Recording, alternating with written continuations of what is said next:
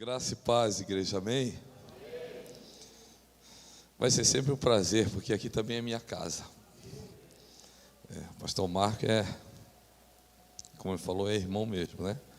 E quando eu preciso de um socorro, ele também socorre, e assim a gente está caminhando junto. Amém, queridos? Queridos, eu quero trazer uma palavra hoje aqui, de entendimento. Eu tenho certeza que Deus vai falar muito conosco, em nome do Senhor Jesus, amém? Estenda a tua mão para cá, peça para que o Espírito Santo fale contigo nessa noite. Aleluia. Senhor, eu preciso muito que teu Espírito me direcione nessa noite, por onde eu devo caminhar e aquilo que eu devo falar. Eu tenho a teologia, eu tenho a palavra, mas eu preciso da revelação para esse dia, Senhor Pai. Não basta só o entendimento, precisa do Teu Espírito, Senhor Pai, para fazer esse alimento ser cozido da forma melhor, Pai. Por isso, Pai, Espírito Santo, eu te peço que Tu venha sobre a vida de cada um, sobre a minha vida, em nome do Senhor Jesus. Amém. Amém? Glória a Deus. Queridos, que eu vou falar um pouquinho hoje aqui. Eu ministrei na ceia da nossa igreja parte dessa mensagem, mas para mim entrar onde eu vou entrar, eu preciso falar um pouquinho da ceia. Que dia que é a ceia aqui, Marcos? É domingo que vem? Então, eles vão entender um pouquinho da ceia também. E quando você tomar ceia, você vai tomar talvez diferente, se você não sabia disso que eu vou falar para você hoje. Depois eu vou entrar na mensagem, mas eu preciso fazer essa introdução. Cadê o cara que toca violão? Cadê, como é o nome dele? Está aí o Diego? Cadê? Ô Diego. Cadê o Diego? Diego, fica aqui, tangedor. Ele trabalha o tempo todinho lá na igreja. Um rapaz bonito desse fica assim, casado já? Glória a Deus. A esposa está aí? Glória a Deus. Se não fazia propaganda, mas não posso fazer propaganda, né? Mas está casado, né? Então a gente já tem que matar o diabo já aqui, né? Já casado, com uma mulher bonita, né? Tem que fazer assim, né? Aleluia. Glória a Deus.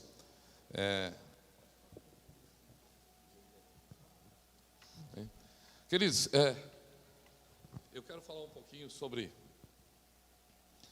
Então, nós vamos entrar lá em Gênesis 14, rapidinho. Você não vai precisar ler, porque senão vai me tomar muito tempo. Eu precisaria explicar tudo que está lá. Mas nós precisamos entender que quando Jesus ele dá a ceia, aqui, você vai pegando a introdução, não perde não para você, depois o negócio vai se encaixar, amém? Quando Jesus ele dá a ceia, era um questionamento meu: por que Jesus dava pão e vinho? Eu sempre comi pão e vinho, aí eu aprendi lá quando eu tomava a hóstia, né? Alguém aqui tomava a hóstia também, comia a hóstia? Aquele negócio que gruda no céu da boca e você fica tentando colocar o dedo e tirando assim. Marco, tu tomou hóstia também, Marco? Não, tu não era coroinha não, Marco? Não. Tem cara de coroinha, né? Não. E aquele negócio grudava. Então, era o corpo de Cristo, o sangue de Cristo. E que representava na denominação da onde eu vi transubstanciação,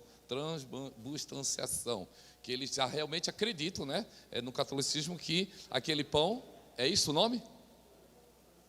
É isso, né? É por isso aí, é mais ou menos isso aí, tá?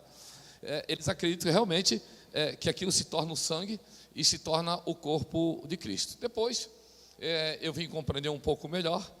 Mas eu não entendi o porquê do pão e vinho, Eu precisava entender. Jesus ele não tirou de qualquer lugar isso. Já havia um ato profético lá atrás, em Gênesis 14.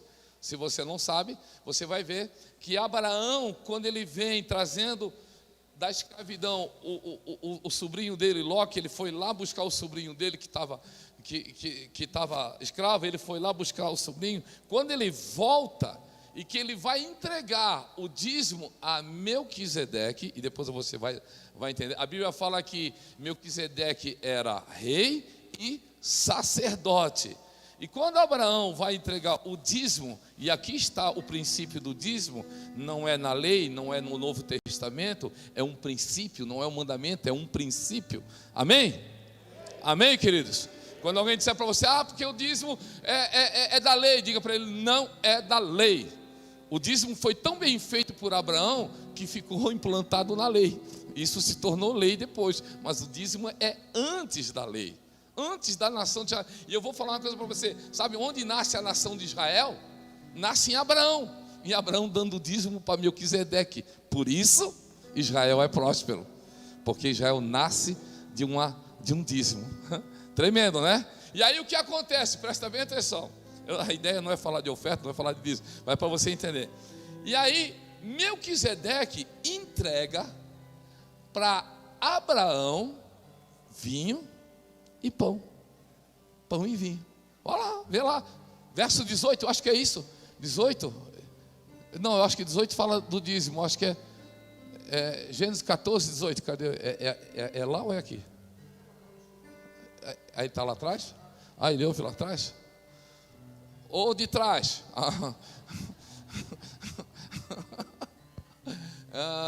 Trouxe aqui, ó. Melquisedeque, rei de Salém e sacerdote do Deus Altíssimo, trouxe pão e vinho.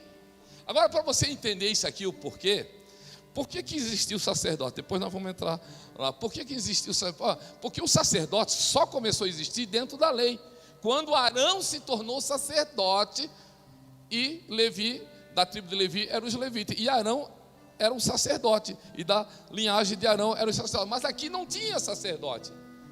E da onde que Melquisedeque era sacerdote? Porque Melquisedeque é a última linhagem do filho de Adão e Eva, chamado Sete.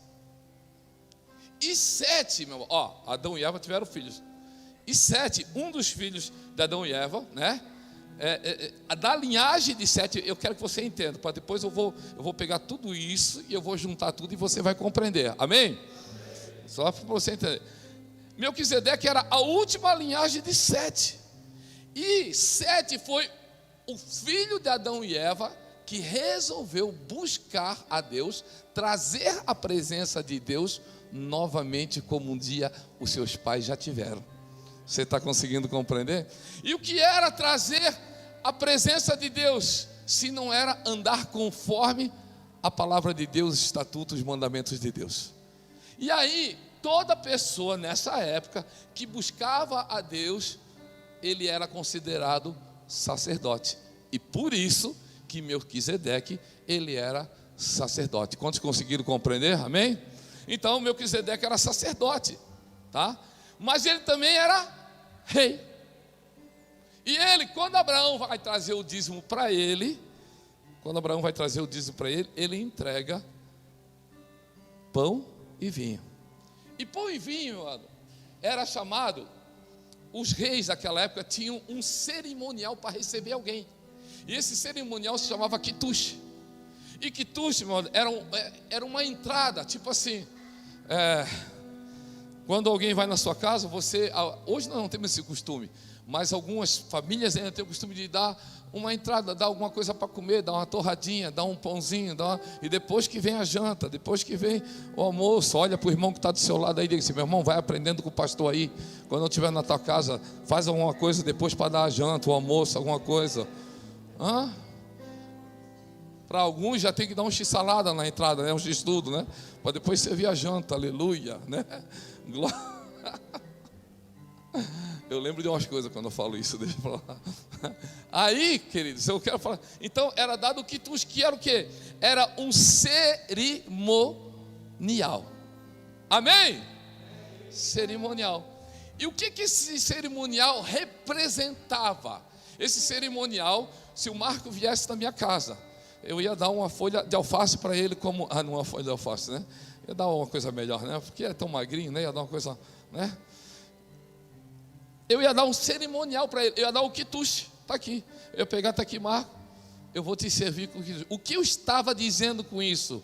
Que o meu reino estava sendo introduzido dentro do Marco. Você está conseguindo compreender?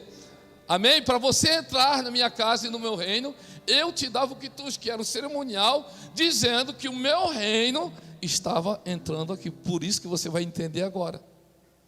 Quando o Melquisedeque dá pão e vinho para Abraão, ele estava dizendo: aquilo que está em mim, o meu reino, está sendo introduzido em você. Quantos estão conseguindo compreender aqui? Por isso que quando Jesus... Amado, escuta só para você entender. A ceia não era pão e vinho. A ceia, meu amado, era uma mesa farta de comida. A ceia era uma mesa farta de comida. Isso aqui era um cerimonial. Quando Jesus ele pega e ele dá pão e vinho, ele está fazendo um cerimonial, o mesmo cerimonial que Abraão fez, que Melquisedeque fez com Abraão. E ele está dando quitute, ele está dizendo assim, quando ele dá o pão e quando ele dá o vinho, por isso que ele fala assim: pois aquele que come e aquele que bebe tem parte comigo. Então todo aquele que come do pão e todo aquele que come do vinho tem parte com Deus. Quem não come e não bebe não tem parte. Cadê aqueles que têm parte com Deus aí? Você pode glorificar a Deus? Levanta a mão e glorifica a Deus. Dá um glória aí, meu irmão. Dá uma rajada aí, aleluia.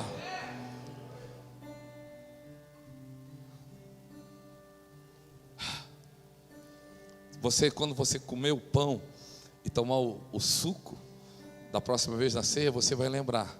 Por isso que Jesus fala: toda vez que fizer isso, fazei em memória de mim. Quando você comer aquele pedaço de pão, não é só um pedaço de pão, é o reino de Cristo entrando dentro de você. Top isso aí, né? Forte. Aleluia. Aí, queridos, eu preciso que você entenda. Veio a lei. E dentro da lei tem duas classes de pessoas que serviam o templo. Ó, diga comigo: duas classes de pessoas que serviam o templo. Eram os sacerdotes e os levitas. Diga: sacerdotes e levitas. Amém? Quem eram os sacerdotes? Quando veio a lei, Arão, o irmão de Moisés, se tornou sacerdote, e tudo aquilo que vinha da descendência dele se tornou sacerdote. A tribo de Levi, que foi a vara que floresceu. Amém? Quantos conhecem essa história aqui? Amém? Ou eu preciso explicar toda ela? Não preciso não, né? Ele se tornou levita, e toda a geração também vinha servir o templo. Essas duas classes de pessoas serviam o templo. As outras tribos, meu amado, elas iam fazer outras coisas, mas a tribo de Levi, que foi escolhida por Deus, porque a vara floresceu, então essa servia o templo, e também os sacerdotes. Agora deixa eu falar uma coisa para você.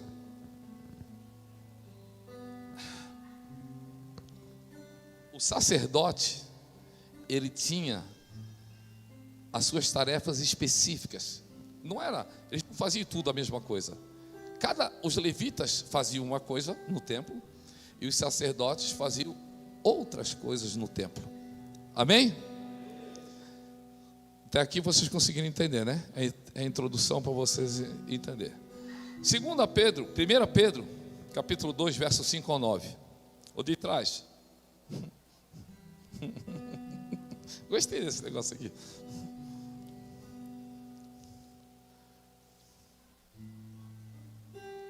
1 Pedro, capítulo 2, do 5 ao 9.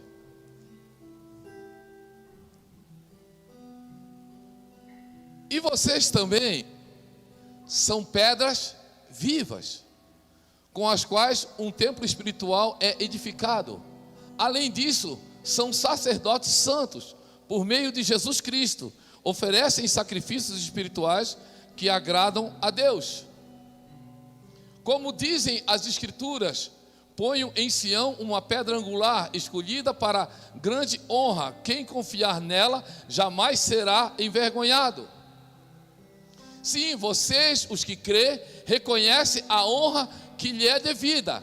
Mas para os que não crê, a pedra que os construtores rejeitaram se tornou a pedra angular. 8. E também ele é a pedra de tropeço, rocha que faz as pessoas caírem. Tropeçam porque não obedecem à palavra e, portanto, deparam com o destino planejado para elas. Vocês, porém, são. E quando eu falar, você vai dando glória a Deus, amém? Porque isso aqui é Deus falando para mim e para você, amém? Nós somos povo escolhido, reino de sacerdotes, nação santa, propriedade exclusiva de Deus. Assim, vocês podem mostrar às pessoas como é admirável aquele que os chamou das trevas para a sua maravilhosa luz. E se você crê nisso, aplauda o Senhor e jubile o nome dEle.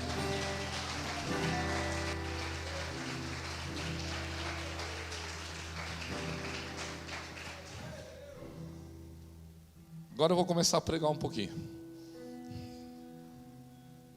A Bíblia fala, acho que é 2 Coríntios, não lembro, depois você acha aí. Não estou conseguindo achar agora aqui da minha mente. Depois acha aí. Ou de trás, depois você acha aí para mim. Que nós somos templo do Espírito Santo. Então, entenda o que eu vou falar agora. No Antigo Testamento, tinha duas classes de pessoas que serviam o templo: os sacerdotes e os levitas. Mas agora não existe mais esse templo aqui, ele existe, mas agora existe um outro templo que precisa ser servido, amém? Hoje nós temos diáconos, nós temos tantas coisas aqui, mas eu quero falar do templo, da qual nós somos, templo do Espírito Santo. Então, se eu sou o templo do Espírito Santo, presta bem atenção, eu tenho a função de cuidar desse templo como sacerdote e como um levita. Quantos estão conseguindo compreender aqui? Isso aqui não é função do pastor, isso aqui não é função da esposa, isso aqui para cuidar não é função do esposo, do filho, do pai e da mãe. Se eu me tornei sacerdote, eu me tornei o levita, eu me tornei aquele que cuida do templo do Espírito Santo. Quantos estão conseguindo compreender aqui, amém? Coloca a mão no seu coração aí e diga assim: ô templo. Fala para assim, templinho. E outros digam, pode dizer templão, aleluia, né? Eu quero cuidar de ti, conforme Deus designou que eu devo cuidar de ti, em nome do Senhor Jesus, amém. Amém? Agora deixa eu vou ler e vou explicar para vocês, você vai entendendo.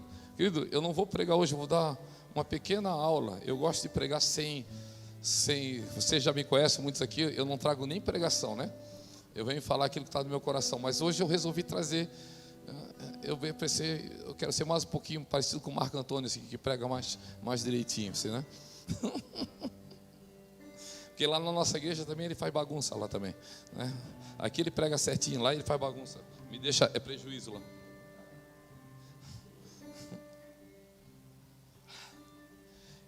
Algumas funções dos levitas para com o templo. Eu não vou poder falar todas, vou falar algumas. Amém? Ele guardava, o levita, a entrada e a saída do templo. Tudo que entrava e saía as pessoas, era ele que guardava. Cara crachá, deixa eu ver. Não era qualquer um que poderia entrar no templo. E eles eram responsáveis daquilo que ia entrar e daquilo que ia sair. Ninguém poderia levar nada de dentro também para fora.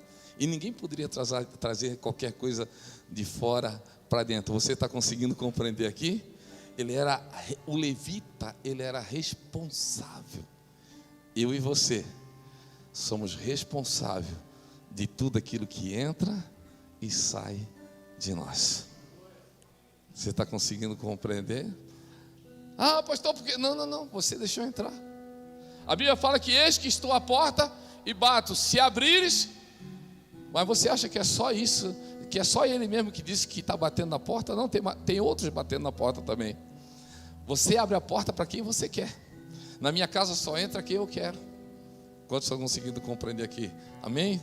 E eu quero que você entenda, querido, eu quero que você entenda que eu e você, como templo do Espírito Santo e na função de sacerdote e levita, porque nós cuidamos do templo, nós temos sim que ter o cuidado de tudo aquilo que entra e tudo aquilo que sai. E por onde entra no templo, se não é pelos olhos e pelo ouvido?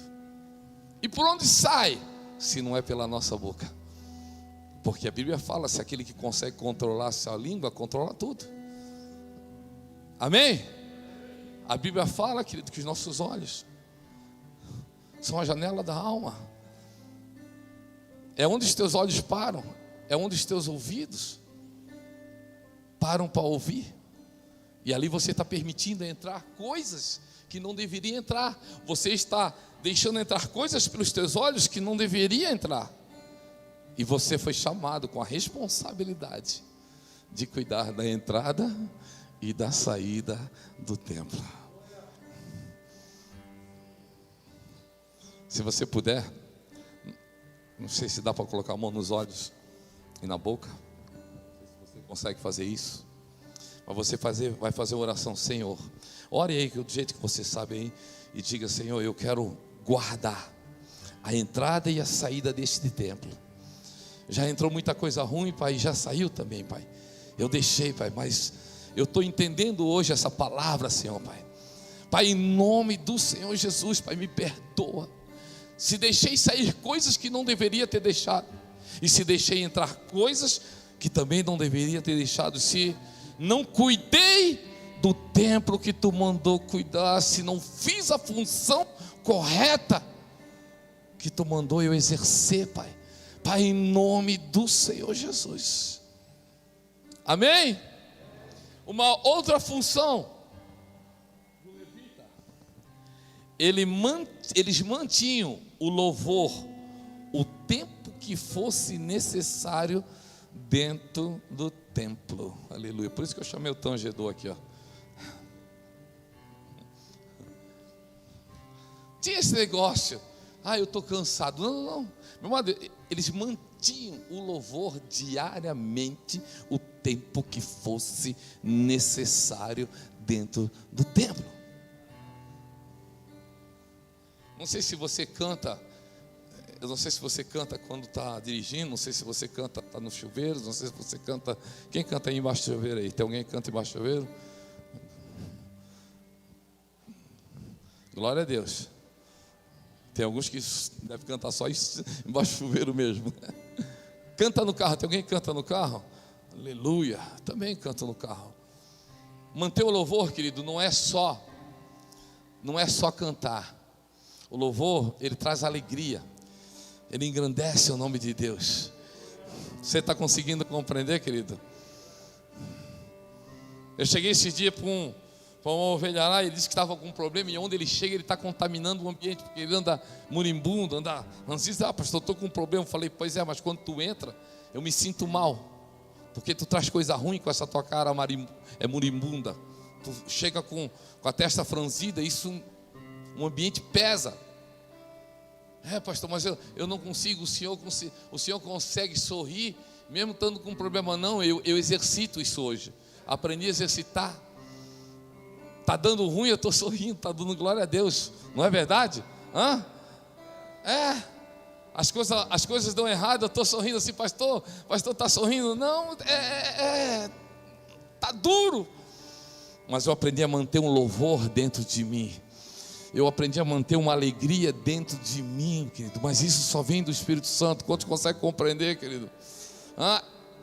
É obrigação minha manter o louvor diariamente, o tempo necessário que for, para que haja alegria dentro do templo do Senhor.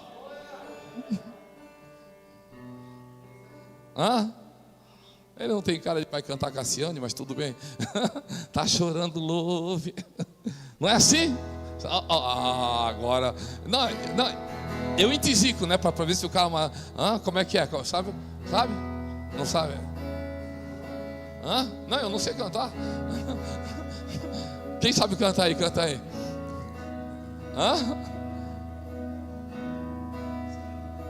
Invade o céu. Deus vai na frente, abrindo o caminho, quebrando as correntes, tirando os espinhos, ordena aos anjos pra contigo lutar. Ele abre as portas pra ninguém mais fechar. Ele trabalha para o que nele confia, caminha contigo de noite ou de dia. Erga suas mãos, sua bênção chegou. Comece a cantar com muito louvor, com muito louvor, com muito louvor, com muito louvor, com muito louvor, com muito louvor, com muito louvor, com muito louvor. Aleluia! Aleluia! Mexe com quem está quieto, mexe. Levei uma voadeira agora na orelha, né? Mantenha o louvor, mantenha a alegria, mantenha a alegria. Está errado, querido. Jó, ele diz assim: eu gostaria que a minha história fosse escrita com a pena de ferro numa rocha, para que todo mundo conhecesse a minha história. E sabe quando ele tem esse desejo? É quando ele está quebrado, é quando ele está ferrado, é quando ele perdeu tudo. Mas quem que gosta de escrever a história quando está quebrado? Minha mulher foi embora, escreve aí que eu quero que todo mundo bota aqui, ó, minha mulher foi embora, quebrei, estou ferrado, né? Ninguém gosta disso. Mas no verso seguinte ele explica o porquê. Ele diz assim, ó, porque eu sei que o meu Redentor vive e se levantará a meu favor. Você só mantém a alegria quem tem essa certeza. Amém? Aplauda o Senhor em nome de Jesus.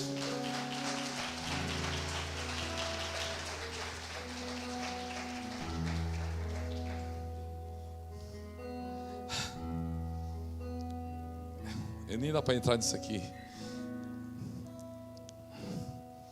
Ele tinha as vestes diferentes. Gente, isso aqui tem um leque tão grande. Mas não é só as vestes. As vestes aqui, querido. Não é só as vestes. Não é só a roupa que nós usamos. As nossas vestes são outras. Mas também são as vestes. Chega o verão, queridos. Me dá 3 tipos de medo às vezes em alguns cultos. Principalmente quando tu vai pregar num culto que é um pouco mais alto. E a gente tem que ter decência. E aí tem umas irmãs que vão com o degote e vê tudo.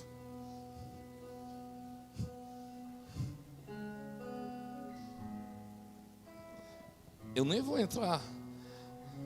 Mulher que está aqui, mulher decente, mulher de Deus. Eu fui pregar numa igreja que a pastora estava de leg e sem uma camisa por cima.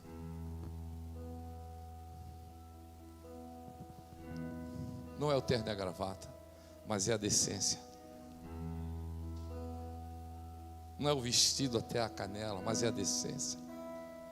Quantos estão conseguindo compreender aqui? As pessoas sabiam quem era levita e sabiam quem era sacerdote. As vestes eram diferentes. Você está conseguindo compreender? Eu não vou entrar nesse detalhe porque se eu for entrar nas vestes espirituais eu vou muito longe de onde. Mas eu quero entrar num outro detalhe do que os levitas, eles mantinham o templo em ordem internamente e externamente. É dever nosso, é tarefa nossa, manter o templo em ordem internamente e externamente. Amém? O problema é que às vezes a gente gosta de carpir o quintal, pintar o muro da frente, mas internamente a casa é uma bagunça. Internamente a casa está uma bagunça, uma sujeira.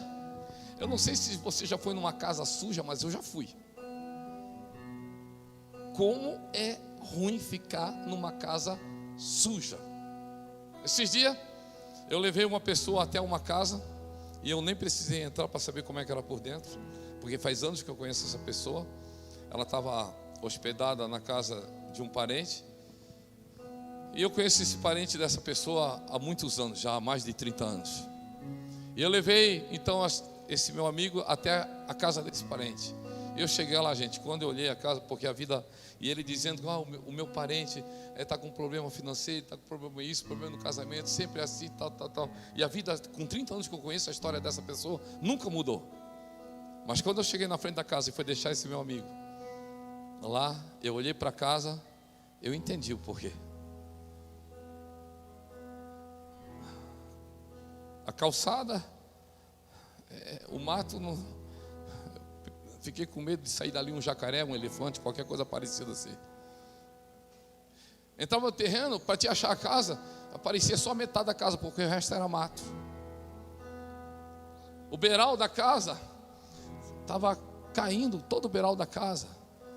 Eu sei que tem gente pobre, eu sei que tem gente com dificuldade, mas a casa da minha avó era pobre, gente.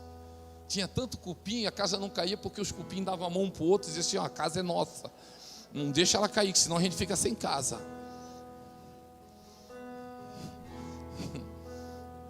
Para vocês entenderem como era a casa da minha avó, um dia eu tinha chegado da discoteca, né?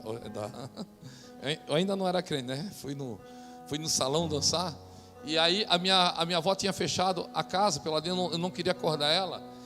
Então tinha umas tábuas que era solta da parede, por causa do cupim embaixo. Então eu e meu tio, que ele me levava, um puxava a tábua assim, né? E nós passava por baixo para poder entrar dentro de casa. Mas você comia no chão, de tão limpo que era aquela casa. Você está conseguindo entender? E era a tarefa do levita conservar o templo arrumado, limpo, por dentro e por fora. Quando o vaso está sendo feito, a mão do oleiro, ela fica pelo lado, uma pelo lado de fora e outra pelo lado de dentro. Por quê?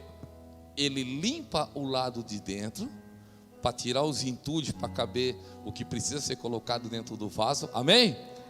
Óleo, água, o que vai ser precisado colocar. Então ele precisa tirar os entulhos que estão dentro do vaso, mas ele também precisa moldar o vaso pelo lado de fora. Quantos estão conseguindo compreender?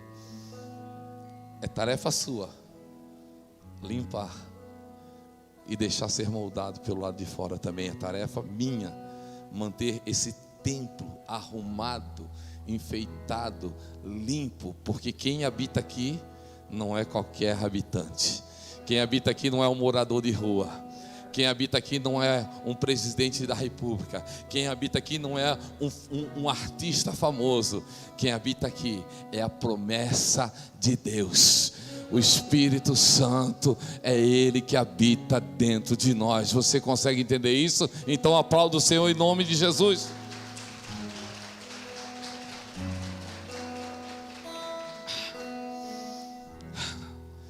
Algumas tarefas do sacerdote. Essa aqui era dos levitas. Tem muita tarefa, gente. Eu botei algumas aqui, eu quero botar algumas tarefas do sacerdote. Eles mantinham as lâmpadas acesas. Gente. A Bíblia fala que o fogo arderá continuamente e não se apagará. Sabe por quê? Porque quem mantinha esse fogo aceso era o sacerdote. Você está conseguindo compreender aqui? Quantos estão compreendendo aqui? Amém?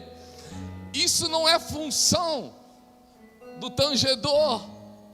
Isso não é função do ministrante, do pastor. Não, querido, isso não é função minha. Isso não é função do pastor Marco Antônio. Isso não é função do irmão. Isso não é função do profeta. O pastor cuida, ele pastoreia. O profeta profetiza. O evangelista, ele evangeliza. Você está conseguindo entender aqui? Amém? Cada um na sua função. Agora, manter o fogo aceso, manter as lamparinas acesas, é tarefa do sacerdote. E a Bíblia fala que nós somos sacerdotes desse templo aqui. Você está entendendo, filho? Então não é, o pastor pode até riscar o fósforo, o pastor pode até jogar um pouquinho de álcool, tocar fogo, mas manter Ele pode chegar aqui no culto, riscar o fósforo, mandar fogo, e você pode até acender. Agora, manter o fogo aceso?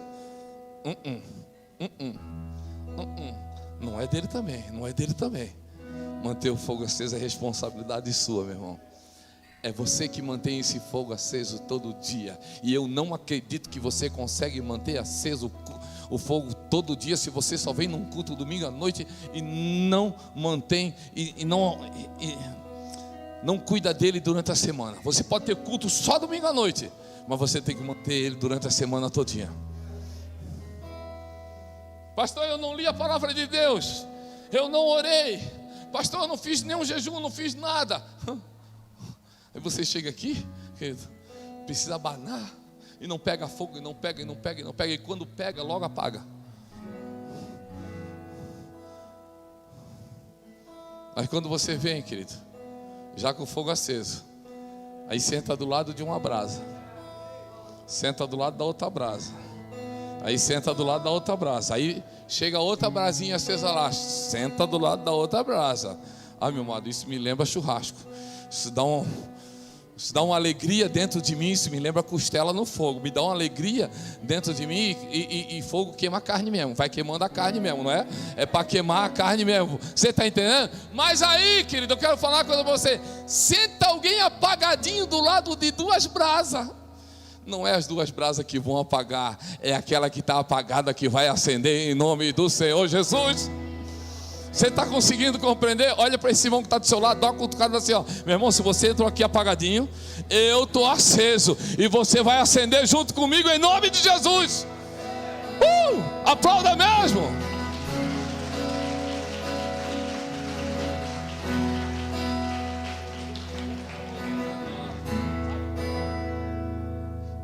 Bota esse microfone aqui para ele, eu quero esse rapaz aqui, rapaz. Esse rapaz é muito bom.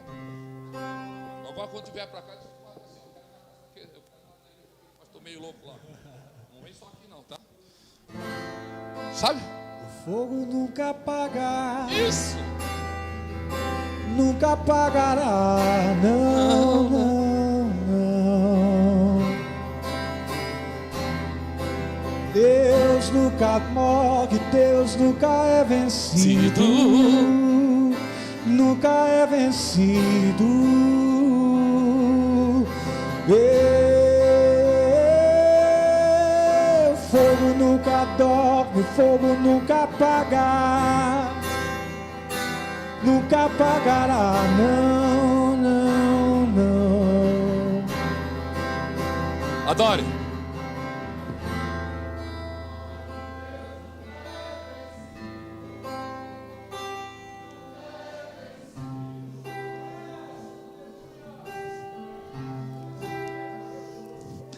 Querido, se tem uma coisa, eu já preguei aqui uma vez a mensagem que Deus me deu lá naquele programa do Largados e Pelados. Já preguei aqui, lembra, Marco?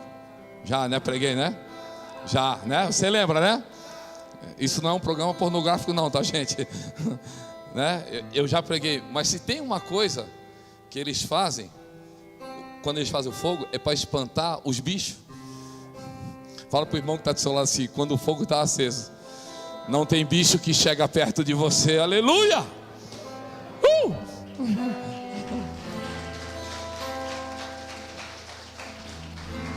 Ai, pastor, tem um monte de demônio, uma perseguição, fizeram macumba para mim, fizeram isso, fizeram aquilo. Querido, eu quero falar uma coisa para você. Se o meu Deus perder para um sapo com a boca amarrada, com o meu nome dentro da boca dele, eu vou servir o sapo de boca amarrada. Você está entendendo, filho? Ai, pastor, uma perseguição, é porque tem uns irmãos que, pastor, é assim, ó, eu não queria falar, mas é um encosto, pastor. O bicho só encosta se não tem fogo, porque se tem fogo, querido, eu lembrei de uma historinha, deixa eu contar agora aqui, deixa eu ver se eu lembro dela todinha. Eu acho que eu lembro. Eu acho que eu lembro. Deixa eu tentar lembrar aqui. Eu acho que é isso mesmo. E agora eu já larguei daqui dali, pastor Marcos. O camarada entrou no culto, ele não queria ir no culto, mas a tia, vamos no culto, vamos. E era naquela igreja assim avivada, sabe, que dá glória a Deus. Cadê a igreja avivada que dá glória a Deus? Tem algum nordestino aqui? Tem Então deixa Deus te usar, porque é bom pregar no pessoal onde é nordestino. Você prega, ele vai dizer, Deus, hoje vai passando, vai, pega, Deus purinho nesse lugar. Gente, como é bom, você prega uma palavra de 5 minutos, ela já sai 15, porque eles pegam 2 vezes.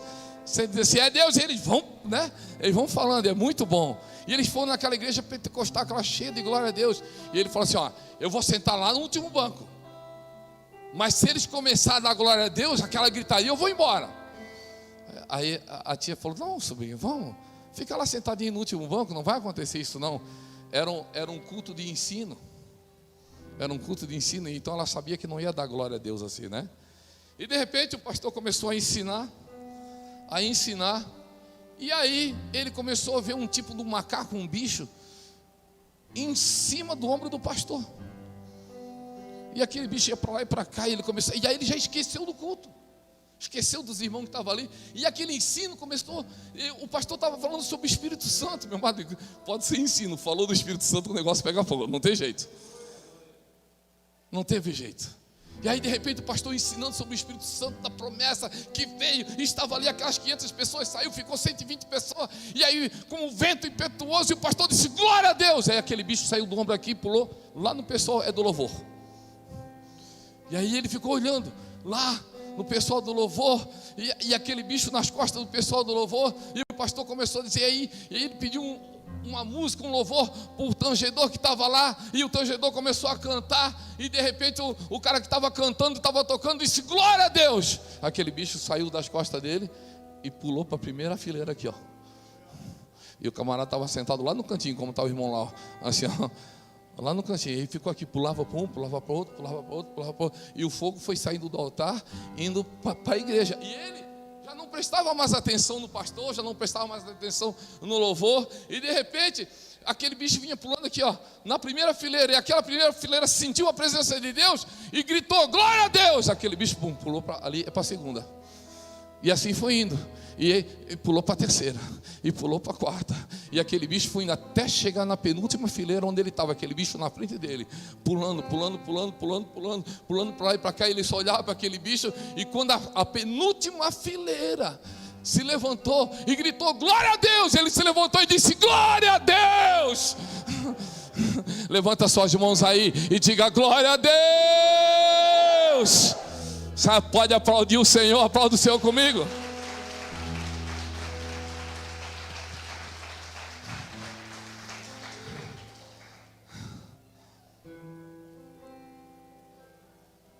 Não glorificou o nome de Deus, Herodes, e morreu com seu corpo cheio de bichos e chagas. Mantenha o fogo, que o bicho não vai em você, amém?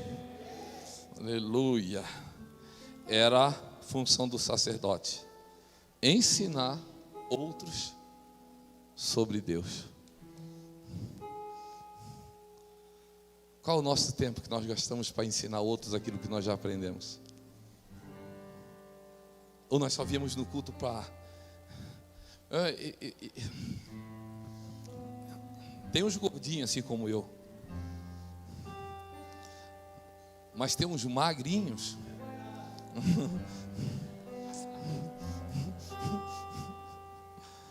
que são obesos espirituais, porque ele só come a palavra e não gasta nada, não passa nada para ninguém. Não passa nada para ninguém, né? Eu já falei que os gordinhos são mais certos que os magrinhos. Eu já falei isso um monte de vezes, né? Concorda comigo? Não concorda não? Esse aqui concorda comigo. 72,3% do nosso corpo é água. Eu não sou gordo, eu sou inundado. Olha para esse irmão que está do seu lado e fala assim, você é inundado, hein? Ou fala para ele, você tá seco, hein? Está na travessia do Rio Jordão, não tem água nenhuma, pode passar de pé enxuto. A Bíblia fala que no nosso interior fluirá o quê? Rios. Aqui flui muito. Olha para esse seco que está do seu lado aí e diga, sim, aí é só uma biquinha, ó. Está no conta-gota. O Espírito Santo se movimenta dentro de nós. Olha a liberdade que ele tem aqui, ó. Está oprimido dentro desse magrinho aí, ó.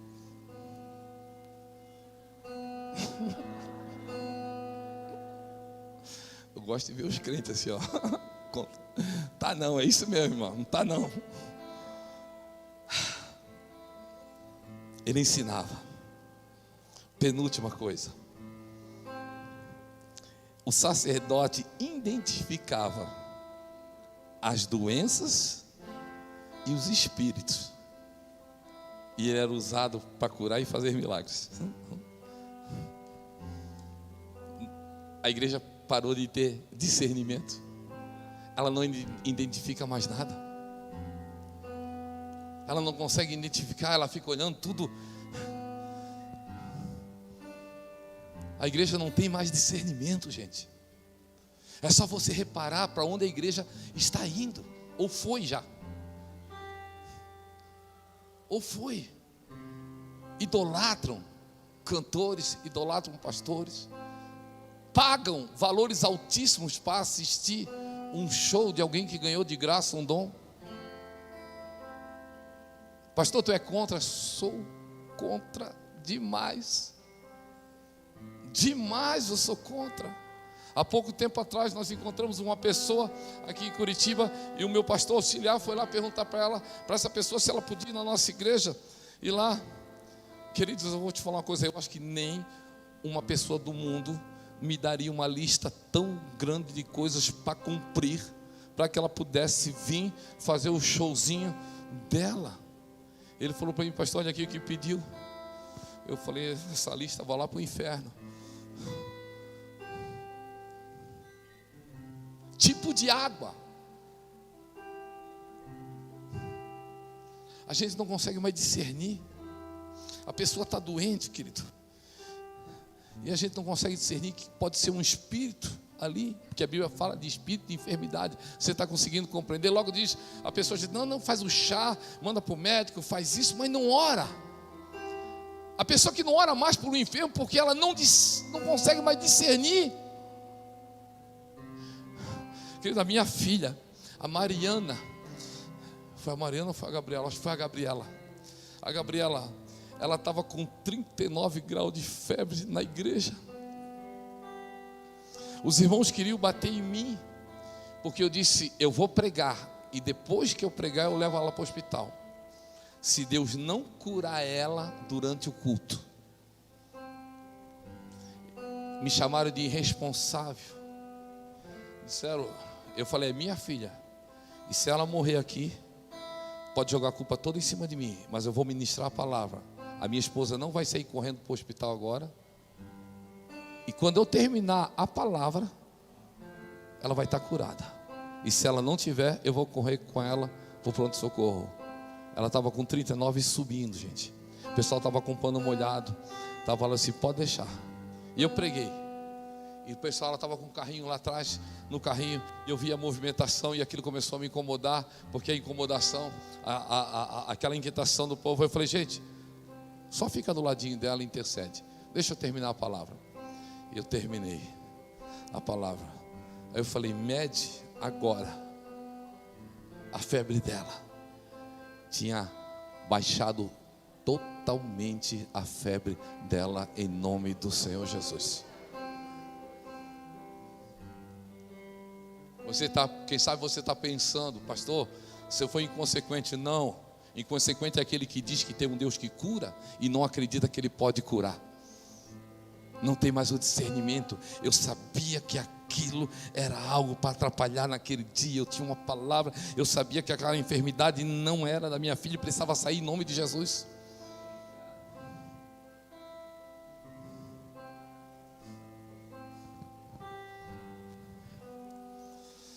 Eu fui para o culto hoje de manhã. Nós tivemos culto hoje de manhã. E ontem à noite deu uma coisa horrível em mim. A minha mente, ela começou a se embaralhar. E eu vi que isso pode ser um começo de AVC. Eu comecei a perder a noção de lugar, de distância. Eu estava no aniversário do pastor Augusto, que é da nossa igreja. Eu fui lá só dar os parabéns para ele. Ele comprou uma pizza, eu fiquei ali tomando um cafezinho. E aí eu disse, eu preciso ir para casa. E aí eu cheguei em casa com a mente embaralhada, sem discernir. Se eu mandasse uma conta, eu não conseguia somar, não conseguia multiplicar. Estava embaralhado, eu estava confuso.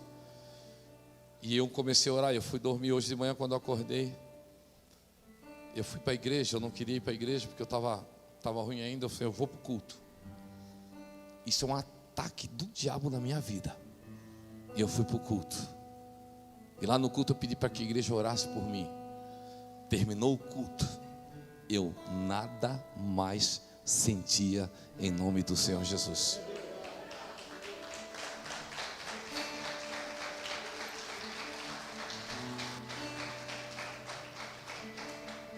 Para encerrar,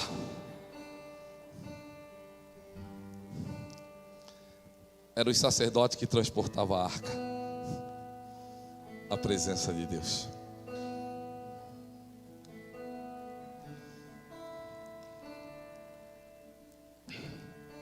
Queridos, somos nós que carregamos a presença de Deus. A presença de Deus não está num carro, não está num cajado. A presença de Deus não está num templo. A presença de Deus chega até as pessoas através de nós, porque Ele se manifesta através do Espírito dEle. Você está conseguindo entender? E é nós que carregamos. Se tem alguém com a falta da presença de Deus, é porque falta alguém ir lá também orar, falta alguém profetizar. A igreja está muito dentro das quatro paredes. Tem pessoas precisando da presença de Deus. Nós temos um projeto Café com Moradores de Rua, um dos projetos que nós temos. E esse último café que nós fizemos domingo passado, a minha equipe foi ali para o centro da cidade. E a gente já sabe como é que é aquelas pessoas drogadas, mas se vocês vissem as fotos e os vídeos, nós não fomos dar pão, nós não fomos dar bolo para eles, nós fomos levar a presença de Deus para eles. Vocês estão conseguindo compreender? A minha equipe abraçava eles e eles choravam.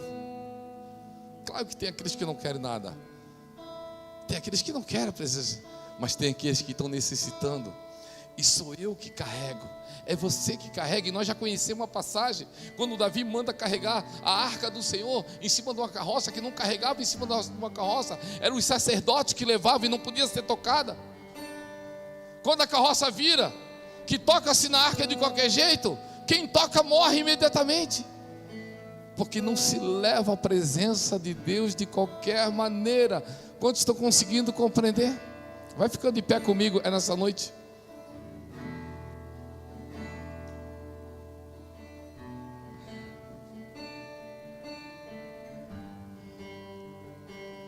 Nós somos templos do Espírito Santo. E nós temos a função dos levitas, como levitas e como sacerdote.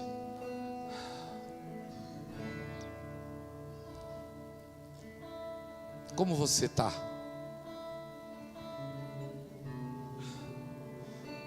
Exercendo a função que Deus te deu. Como está o templo? Como que está?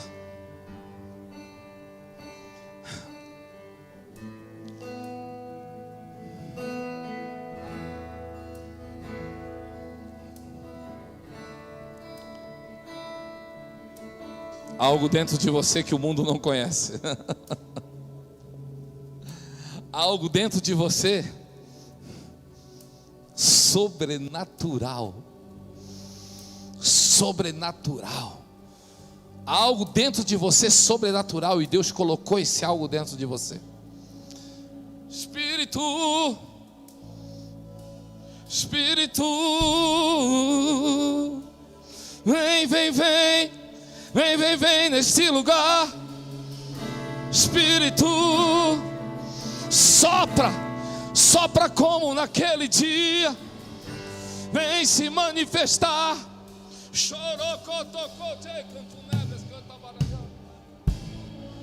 Vem, vem, vem. Poderoso Deus. Nós somos templo. Templo do Espírito Santo. Poderoso Deus. Há uma unção em você. Por ti. Só segura aí um minutinho, continua nessa adoração. uma unção sobre nós. Unção significa uma liberação do céu para nós agirmos no nome de Deus aqui na terra. Unção significa uma liberação do céu para nós agirmos aqui na terra em nome de Deus. E é uma unção de Deus sobre a tua vida, para você agir aqui na terra. Chorou, deixa isso fluir. Deixa isso fluir nessa noite. Vai lá, filho. Deixa Deus te usar. Deixa derramar essa unção sobre nós. Poderoso Deus.